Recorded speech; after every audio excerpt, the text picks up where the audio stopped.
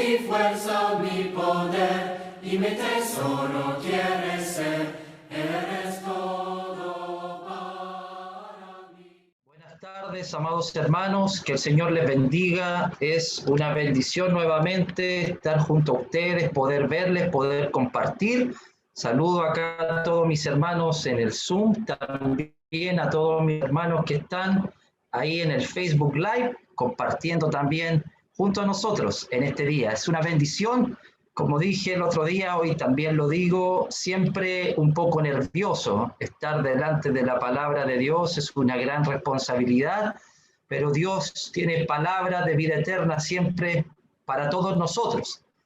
Vamos a seguir con el tema que quedó inconcluso el miércoles pasado. Estamos en Efesios capítulo 4.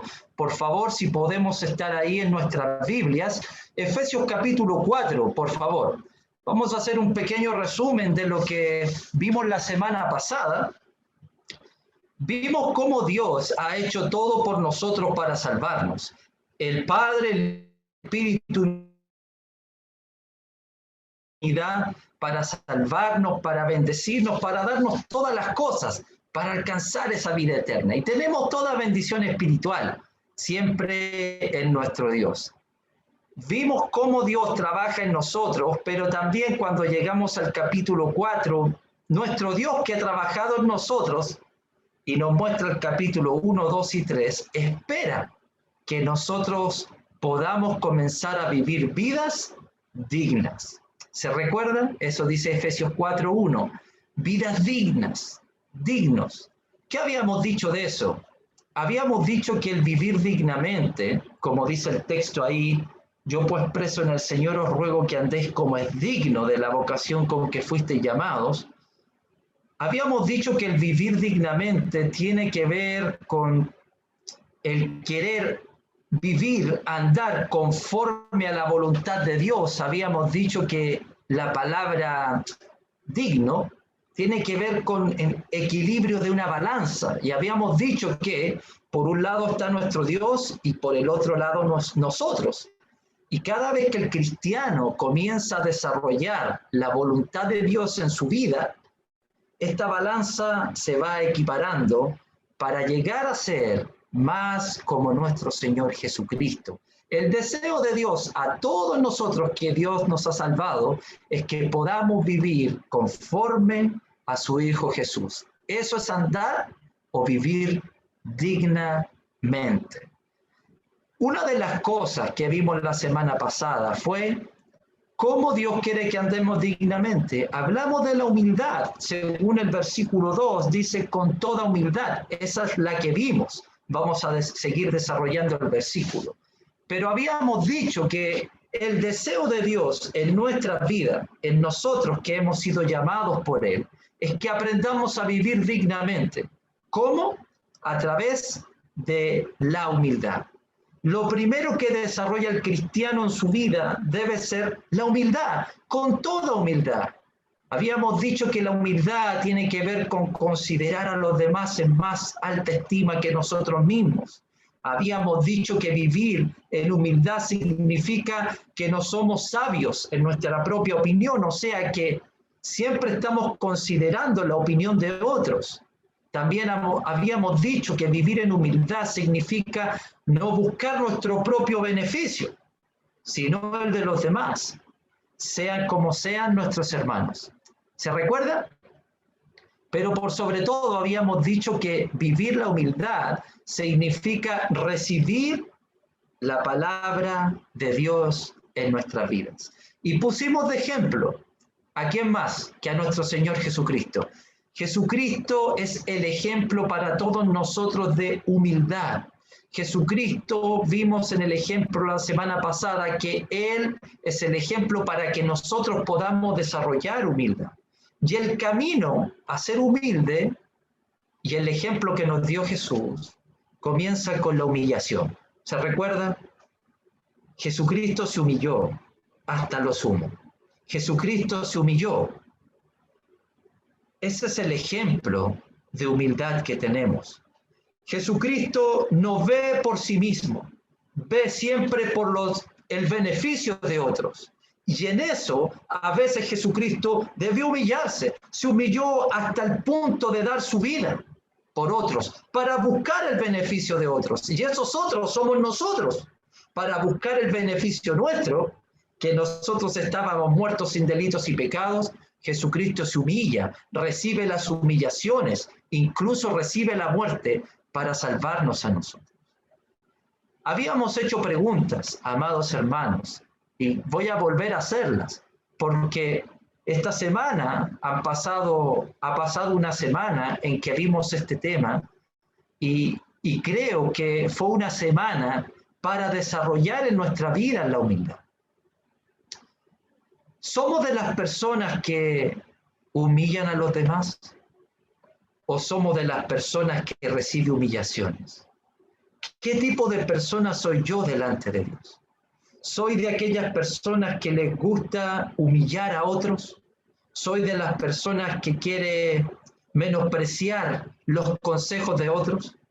¿Cómo soy yo delante de Dios? Es una pregunta que debemos hacernos todos nosotros.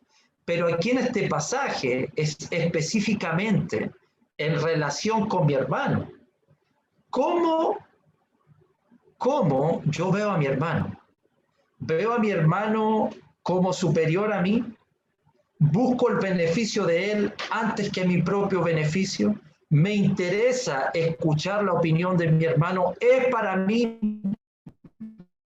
importante? Amado hermano, en este camino del cristiano, nosotros somos llamados a tener humildad y a veces vamos a tener que humillarnos por nuestros hermanos. Ese es el camino que hemos tomado. Ese es el camino de Cristo. Cristo Jesús hizo eso por nosotros. Hoy día somos nosotros, su iglesia, quien también recibe la humillación para comenzar en nuestras vidas a que la humildad sea parte de mi corazón, de mi mente, en la relación con mis hermanos. Amén. Entonces, si somos de las personas, si nuestro carácter es de las personas que les gusta humillar a otros, Jesucristo hoy día nos dice, ese no es mi camino. Esa no es la forma de andar dignamente. Esa no es la forma de vivir. La forma de vivir es todo lo contrario. Somos personas llamadas por Dios a recibir la humillación para desarrollar la humildad en nuestra vida, a pesar de cómo sea nuestro hermano con nosotros. Es algo importante eso, porque lo que quiere enseñarnos Pablo en este pasaje, no pienses en alguien cuando hablamos de humildad. No pienses en tu hermano, no pienses en tu hermana. Piensa en ti, piensa en cómo eres, piensa en tu corazón.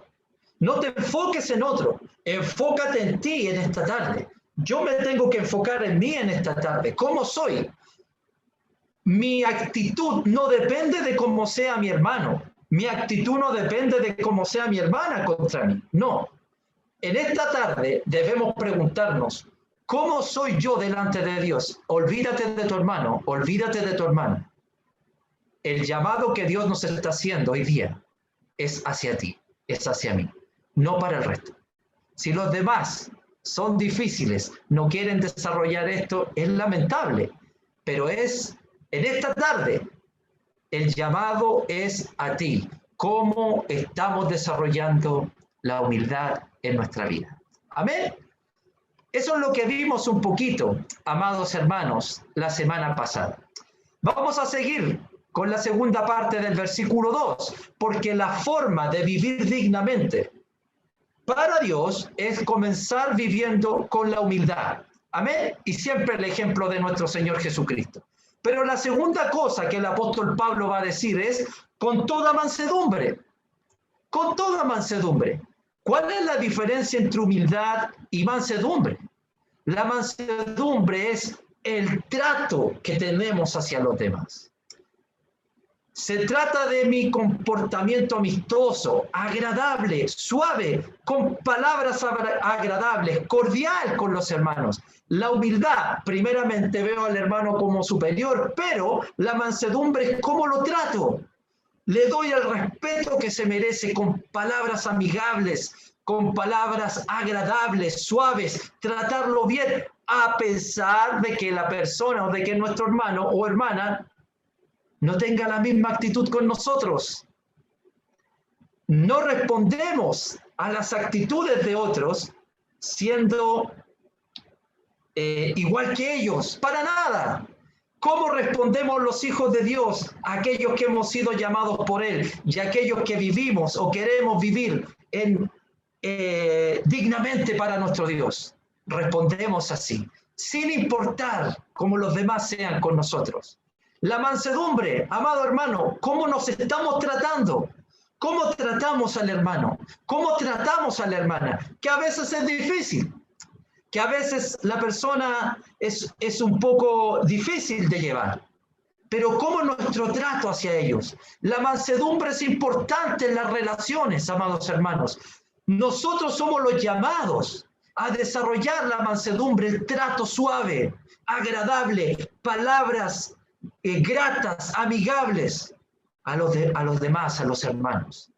Eso significa con mansedumbre, pero con toda mansedumbre. No con parte, no con algunos hermanos, no con los hermanos que me llevo bien, no con aquellos hermanos que tengo relación constantemente. Significa con todos y con toda mansedumbre. Toda la mansedumbre, toda la humildad la pongo en mi vida, en el trato hacia los demás. Piensa, hermanito, piensa. ¿Cómo ha sido tu trato con los hermanos? ¿Cómo está siendo nuestro trato con otros? Podemos decir un montón de excusas para no tratarnos bien, pero Dios quiere que desarrollemos esta cualidad en nuestra vida. Y pensando en Jesucristo, como la semana pasada, quiero mostrarte también cómo es Jesucristo, cómo es la actitud de Jesús cuando los demás se equivocan, cuando los demás vuelven atrás.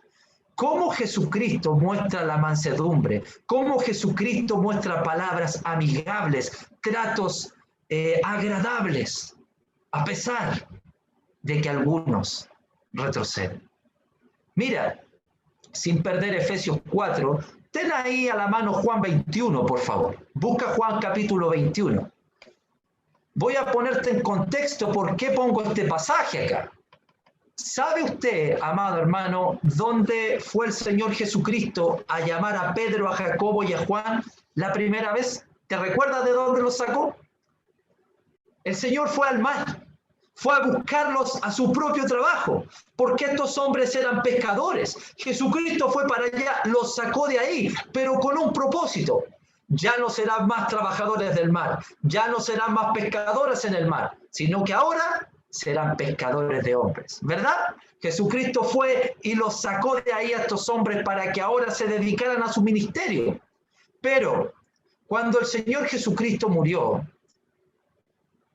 ¿sabe dónde volvieron los discípulos? ¿Sabe dónde fueron?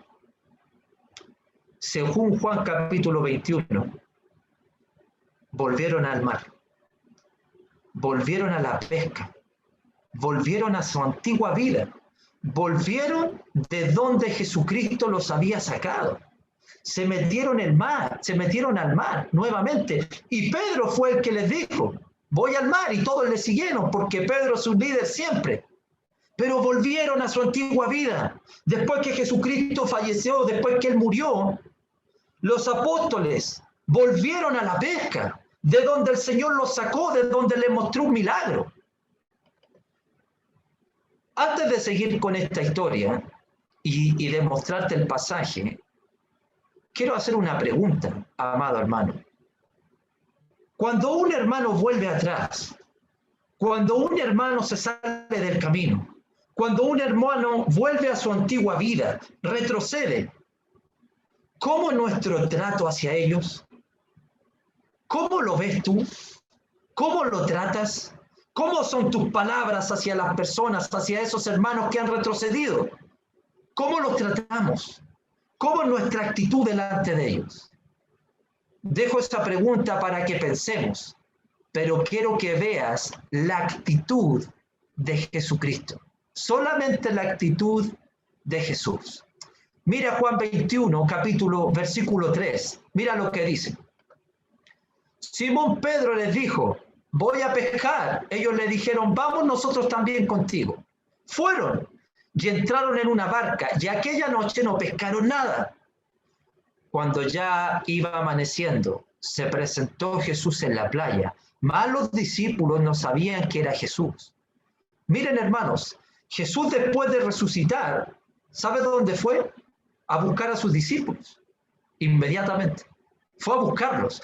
Y cuando él los fue a buscar, cuando llegó a la playa, vio a sus discípulos que volvieron a su vida antigua.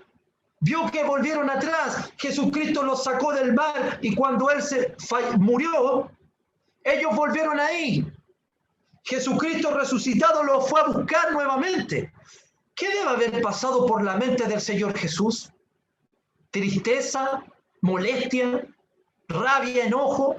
La verdad no lo sé. No tengo la menor idea. Solo sé cómo Jesús los trató a ellos al verlos dentro del mar. Mira lo que dice el versículo 5. Y les dijo, hijitos, hermano, fíjate en esta palabra, para mí es muy importante. Hijitos, hermanos, ellos volvieron atrás, volvieron a la pesca, volvieron a su antigua vida, pero él los llama hijitos, hijitos míos.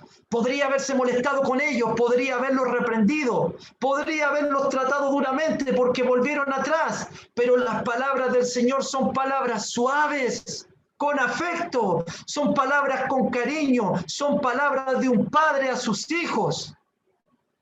¿Sabe por qué? Porque Él es manso, Él es humilde de corazón. Y si seguimos leyendo la historia, volvió a hacer el mismo milagro que ellos olvidaron cuando los llamó la primera vez. Jesucristo volvió a hacer el milagro, llenó la barca de peces. Ellos estuvieron toda la noche pescando y no pescaron nada. Eso hizo la primera vez y ahora volvió a hacerlo. ¿Y sabes qué más? Prendió fuego, los esperó en la orilla y comió con ellos. ¿Cómo es la actitud de Jesús, amados hermanos? ¿Cómo el Señor nos trata? ¿Cómo el Señor trató a sus discípulos? Hijitos, palabras suaves como un padre protegiéndolos, aunque volvieron atrás. ¿Cuántas veces le hemos fallado nosotros al Señor? ¿Cuántas veces nosotros hemos vuelto atrás? ¿Cuántas veces hemos tenido malas actitudes con nuestros hermanos? ¿Cuántas veces hemos pecado delante de nuestro Señor? Pero ¿sabes qué? Cristo nos dice, aunque le fallamos, hijitos, estoy aquí para perdonarlos y levantarlos, porque somos sus hijitos. Amén. ¿Por qué digo todo esto? Esa misma actitud, ese mismo trato debemos tener hacia los hermanos. Eso es ser manso, mi trato suave, aunque se equivoquen, aunque fallen, aunque retrocedan. Nosotros también lo hacemos, hermanos. Dios sabe eso. Nosotros también fallamos. Recuerda eso. Cómo Jesucristo trata a los hermanos, a sus discípulos. Como el apóstol Juan, vemos cuántas veces los llama en la primera carta, hijitos, hijitos, el apóstol Pablo, hijitos, el apóstol Pedro, hijitos. Sí, porque aprendieron de su Señor, aprendieron de su Maestro. Nosotros también debemos tener esas mismas actitudes. Con los hermanos, con mi hermano, aunque sea difícil de soportar. somos llamados a vivir vidas dignas, desarrollando la humildad y el buen trato, la mansedumbre entre nosotros, un trato suave en amor, independiente de cómo nos traten a nosotros. Amén. Vuelvo a decir esto que para mí es muy importante. Cuando veamos estos puntos, no pienses en el hermano que no tiene estas cualidades. No. Piensa en ti. ¿Cómo las estamos desarrollando en nuestra vida? Amén. Es el llamado que Dios nos está haciendo a todos nosotros. Y nosotros, yo, usted, somos los primeros en esta tarde en decir, Señor, estoy listo para vivir vidas que te agraden dignamente. Y quiero desarrollar la humildad y la mansedumbre. Amén. De eso se trata. El trato suave. La tercera cosa que dice el pasaje. Con paciencia, aunque Reina Valera traduce soportándonos con paciencia, originalmente la frase soportándonos es después. El texto dice con humildad, mansedumbre, con paciencia, soportándonos los unos a los otros en amor. Paciencia. ¿Qué es paciencia? Paciencia o longanimidad, un ánimo grande, o perseverar con ánimo a pesar de los obstáculos por largo tiempo prolongado. Eso significa paciencia. Es como la paciencia que desarrolla el cristiano en las pruebas, no enfocándose en la prueba, sino en Cristo, esperándolo con paciencia, amado hermano. Así tenemos que desarrollar en nuestro trato con nuestros hermanos. Paciencia. Oye, pero es que lo volvió a hacer, no importa. Prolóngalo. Sigue prolongándolo. Grandemente. Estira esa paciencia. Se trata de eso. La paciencia que debemos tenernos los unos a los otros. No solo la humildad, no solo lo veo, busco lo mejor para él y no para mí. No solo lo trato suavemente, sino que a pesar de que él no tenga la misma actitud conmigo, yo debo ser paciente prolongadamente. Por amor a mi hermano, por amor a mi hermana. De eso se trata, mis amados hermanos. Eso es lo que Jesucristo quiere que desarrollemos nosotros en nuestra vida cristiana. Esto es la expectativa que Dios quiere, básica, en nuestra comunión como iglesia, como cristianos, como hijos de Dios. Esto debe ser parte de nuestra vida para aprender a vivir en unidad. La paciencia, una y otra vez, debo tener la paciencia, la misma paciencia de Dios, la misma paciencia que Él tiene con nosotros. Creo que el mejor ejemplo de entender esto es cuando pienso en Segunda de Pedro, en el capítulo 3. ¿Por qué Dios? ¿Sabe usted por qué Dios no ha condenado este mundo? ¿Por qué no lo ha hecho? Porque es paciente. Por su prolongada paciencia, Él espera pacientemente que todos puedan arrepentirse para salvarse. Por eso Él no lo ha hecho. Así es nuestro Dios. A pesar de que el hombre no cambia, Dios no pierde su paciencia, está esperando prolongadamente, aunque los hombres lo rechazan y una y otra vez. Dios espera que cambien. Hermano, esa misma actitud debemos tener nosotros. Pero el hermano me la ha hecho 1, 2, 3 veces, ya no lo soporto. Prolóngalo. Sigue. Prolonga esa paciencia. Desarrollemos en nuestra vida la actitud de Jesucristo. Paciencia, mansedumbre, humildad. A pesar de que el hermano no cambia, debemos ser pacientes con él, como Dios lo es con nosotros. ¿Recuerda eso? Sí. Oye, hermano, a veces queremos ya no tener paciencia, ya no quiero soportar. Pero Dios es así con nosotros cada vez que le fallamos. Esa misma actitud, esa misma paciencia, nosotros debemos desarrollar. Amén. Como Dios es paciente con nosotros y nos soporta, como dice el texto. Soportándonos unos a otros.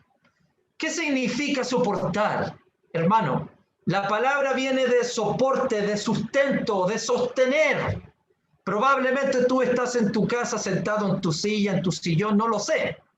Pero ese es tu soporte en este momento. Ese es tu soporte, donde tú estás sentado. ¿Sabes qué significa entonces esto? Vamos a tener que sostener a un hermano para que éste se mantenga en pie y no caiga. Sí, muchos van a seguir adelante porque tú decides soportarlo. Tú lo vas a mantener, tú vas a ser su soporte, a pesar de que no tenga buena actitud contigo. Tú vas a soportar para que él se mantenga en este camino. Cuando no desarrollamos a Cristo en nuestra vida, vamos a tener como resultado malas actitudes. De estos hermanitos, a veces seremos el soporte para que no caigan, para que no se salgan del camino. Y si debemos prolongar nuestra paciencia, hagámoslo. Si tengo que responderle con palabras suaves, hazlo. Busca el beneficio de él y no el tuyo, no el nuestro. De eso se trata, sopórtalo, manténlo en pie. A veces el hermano se va a estar saliendo del camino. Tú vas a hacer el llamado para soportarlo, escucharlo, ser paciente con él. Amados, cuando somos intolerantes o sin la capacidad de soportar, es cuando vienen las discusiones, los celos, las divisiones entre los hermanos. Podemos ver muchas congregaciones aisladas de los demás, sin tener comunión con nadie. ¿Sabes por qué? Porque a veces somos incapaces de soportarnos. Por eso la gente se aísla. Por eso la gente se va de las congregaciones. No tenemos la capacidad de soportarnos. Y prefieren aislarse y vivir sus propios caminos. Cuando somos capaces de desarrollar humildad, mansedumbre, paciencia y soportarnos, el amor de Dios va a ser mostrado a través de nosotros. Y de este modo será posible mantener la unidad en la iglesia, porque nada destruirá la unidad y hermandad entre nosotros. Cualquier división entre cristianos o entre iglesias no es otra cosa que la incapacidad de amar. Por eso termina el versículo 2 diciendo, el amor. El amor de Dios hace posible que Él nos soporte. El amor de Dios hace posible que sea paciente con nosotros, que muestre mansedumbre hacia nosotros. Su amor. El amor no es un sentimiento. Es la decisión que tomamos en respuesta al amor de Dios, quien nos amó y nos llamó a vivir dignamente. Este amor va desarrollándose cuando decido ser humilde con mi hermano, cuando decido ser manso, tratándolo bien, con cariño y con bondad, siendo paciente con mi hermano, soportando a mi hermano. Aunque tal vez no tenga las mejores virtudes, pero recuerda que también nosotros carecemos de ellas muchas veces. Amén. Lo más importante, recuerda cuánto Dios nos ha soportado a nosotros. Cuánto Dios ha sido paciente con nosotros. Cuántas veces la balanza se ha inclinado y no hemos sido dignos de su llamado. Pero si aprendemos a desarrollar estas cualidades, vamos a vivir vidas dignas. Y la balanza se va a equiparar para ser cada día más como Jesucristo nuestro Señor. Me gusta la palabra que dice ahí el versículo 2, los unos a los otros. ¿Sabes por qué? Unos, un grupo, plural. Y son muchos. Otros, otro grupo, plural, y son muchos. Unos, otros, pero juntos. Amén. De una forma, de otra forma, pero en unidad. Solo desarrollando humildad, mansedumbre, paciencia, soportándonos y desarrollando el amor en nuestras vidas. Amén. Eso es lo que el cristiano debe desarrollar. Usted, yo, no piense en otro, piense en su vida en esta tarde. Tal vez distintos, pero que viven en unidad porque todos hemos recibido el llamado de Dios. Ok, versículo 3, por favor. Porque el versículo 1 y 2 habla de nuestra actitud, pero el versículo 3 va a llevar esa actitud a nuestra unidad. Dice versículo 3, solícitos en guardar la unidad del Espíritu en el vínculo de la paz. Solícitos en guardar la unidad. Esto en simples palabras. Amado hermano, escúchalo bien. Si tú tienes el Espíritu de Dios en tu vida y yo tengo el Espíritu de Dios en mi vida, guardemos la unidad. Debemos estar juntos. Eso es lo que Dios quiere. Eso es lo que dice el versículo. Este versículo no manda a hacer unidad. La unidad existe por medio del Espíritu de Dios. Lo que manda este versículo es a mantener la unidad, no hacer la unidad, porque la unidad la hace el Espíritu. Nosotros debemos mantener y guardar esta unidad. ¿Y sabes por qué? Porque la unidad de la iglesia no es una actividad humana, sino divina. Algo que es logrado solo a través del Espíritu Santo de Dios. Hermanito, podemos tener diferencias, tú y yo, opiniones distintas, por supuesto, las congregaciones también. Pero si tenemos el Espíritu de Dios, guardemos la unidad. Listos a guardar esa unidad. Amén. Eso es lo que quiere decir. Todos los que hemos sido salvados por el Evangelio de Cristo y nos hemos bautizado, hemos recibido el Espíritu Santo, y este Espíritu que vive en nosotros, además de ser el sello, la garantía de la herencia en los cielos, también hace que el cuerpo de Cristo pueda estar unido. Pablo está animando a los efesios a mantenerse juntos, a guardar la unidad, simplemente porque tienen el Espíritu de Dios morando en ellos. ¿Había defectos en los hermanos? Por supuesto que sí, por supuesto. Mira el capítulo 4, versículo 31. Mira lo que dice. Mira lo que dice. Quítense de vosotros toda amargura, enojo, ira, gritería, maledicencia y toda malicia. Quítense de ustedes estas cosas. Hermanos, ¿habían hermanos probablemente que tenían estas cualidades? Claro que sí. Quizás todavía había hermanos con amargura, con enojo, con ira, gritándose. Todavía tenían estas actitudes. Aún con todos estos defectos, Pablo los llama, guarden la unidad porque ustedes son guiados y tienen el mismo espíritu. Versículo 3, vuelva al versículo 3. Mis hermanos, la unidad entre nosotros no es una opción nuestra. No es si queremos o no. No es una decisión personal. La unidad es a lo que Dios nos llamó y debemos estar juntos a los hermanos porque también ellos han recibido el Espíritu de Dios de su vida. Si no entendemos esto, aún no hemos conocido verdaderamente a Dios. No. La iglesia debe ser unida simplemente por el hecho de que tenemos el Espíritu Santo en nosotros. No debe existir en la iglesia, ni entre las iglesias de Cristo, divisiones o cristianos aislados que no les importan los demás, que se apartan de las iglesias para hacer sus propias cosas. El mal concepto a veces de la autonomía ha llevado a la iglesia del Señor a estar desunida, estática, muchas veces sin frutos y sin crecimiento. Lo digo lamentablemente. Esa forma de pensar no existe en la mente de Dios. Ha sido creada por nosotros. ¿Y sabe por qué?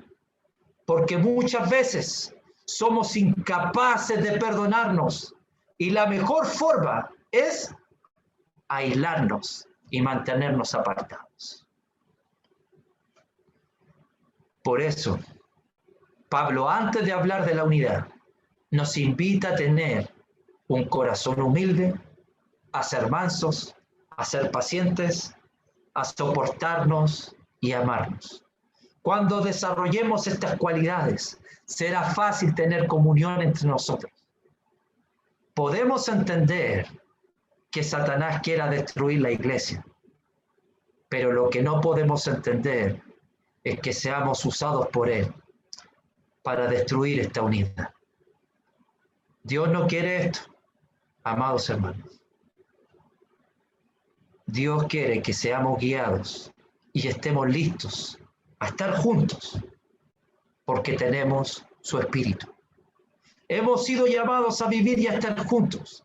Y si nos cuesta, comencemos a desarrollar lo del versículo 1 y 2, humildad, así como Cristo lo hace con nosotros. Comencemos a desarrollar la mansedumbre, así como Cristo la usa con nosotros. A desarrollar la paciencia, al soportarnos como nuestro Dios nos soporta, como Él es paciente con nosotros. Comencemos a amar a los hermanos, como Cristo nos ama a nosotros, a pesar que le fallamos. Porque si hemos recibido el llamado de Dios, esta es la forma de andar dignamente, estando los unos con los otros por medio de la unión del Espíritu Santo. Buscando esto, vamos a estar y vivir en paz, como dice el versículo 3. Además de esto, ¿hay algo más que nos una, hermanito, hermanita?